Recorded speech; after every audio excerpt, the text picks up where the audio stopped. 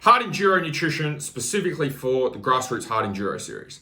So one of the problems that I see that comes up a lot for racers is, number one, hitting the wall between an hour and a half to 2 hours into the race, which is a painful experience when you're on the bike for 3, 4, 5 hours plus. And then the second thing is cramping coming on specifically towards the end of the race. So a lot of the work with solving this problem is not done during the race. It's to do with your preparation and what you're putting into your body 12 to 24 hours before the race. So what I'm going to go through in this video is exactly what you need to do in those 24 hours before the race so that you can give yourself the best chance possible to get through the race and finish up well. So first thing you need to know before we do that is that you need to know that your body is running primarily on carbohydrates. Okay, so over those 3, 4, 5 hours that you're racing, carbs is your main fuel source. So what we want to do is make sure before the race, we've got your carbohydrate stores, your fuel tank at 100%. And so what I see that comes up a lot is riders will go into the race with their carbs at say 50%. And so if you start at 50%, it doesn't matter how many carb gels, how many Powerades you have, how many energy drinks you have. It's going to be very, very hard to get your tank up to 100% while you're riding at the same time and burning energy. So what do you need to do in the lead up?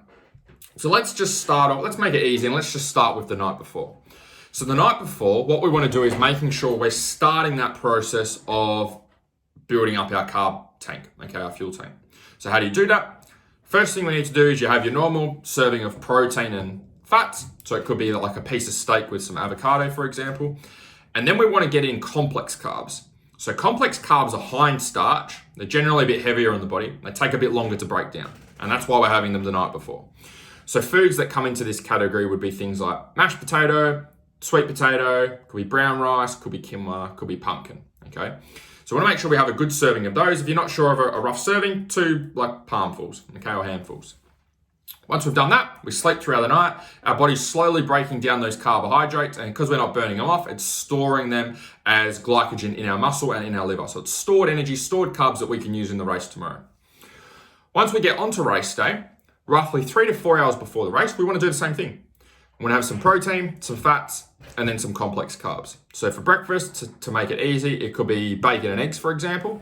And then you could have 3 to 4 slices of bread. Okay, that could have a bacon and egg sandwich.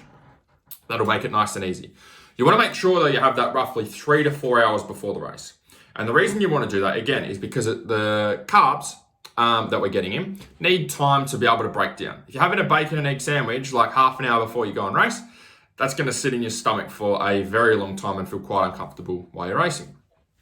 To get that out of the way, again, we're getting in more complex carbs through our 3 or 4 pieces of bread that we're having. Again, helping to top up our carbohydrate tank, our fuel tank. Once we've done that, roughly half an hour before the race, we want to top up our carbs again. And with this time, we want to do it through simple carbs. Okay, so this is through sugars. So you can use things like carb gels. You could use like half a bottle of Powerade. You could use a carb drink. You could have a piece of fruit or 2. And so that's roughly half an hour before the race.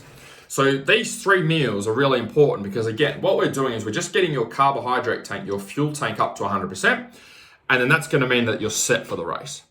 The problem comes is that if we're not doing those things before the race and we're just going into the race, then we become very reactive. And what I mean by that is then you start to hit the wall, you start to cramp, you start to lose energy, and then we're trying to fill up a fuel tank while we're emptying it at the same time, okay, while we're riding and racing. So if you can put a bit of the work in the lead up and get your tank up to 100%, that's going to make sure that you're set and put yourself in the best position then for the race.